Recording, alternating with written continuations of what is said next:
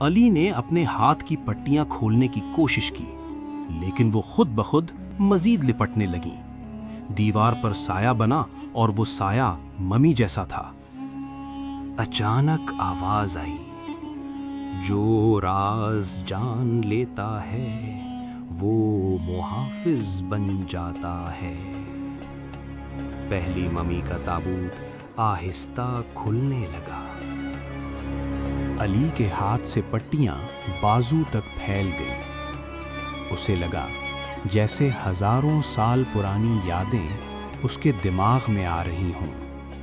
دیوار پر تصویر ظاہر ہوئی۔ اس میں علی ممی کے لباس میں احرام کے سامنے کھڑا تھا۔ آواز آئی، اب تم اس مقبرے کے نئے محافظ ہو۔ اچانک علی خود بیڈ پر لیٹ گیا۔ پٹیاں پورے جسم پر لپٹ گئی۔ صبح جب عجائب گھر کھلا تو نئی ممی رکھی تھی اور نیچے کاغذ پر لکھا تھا، اگلا کون آئے گا؟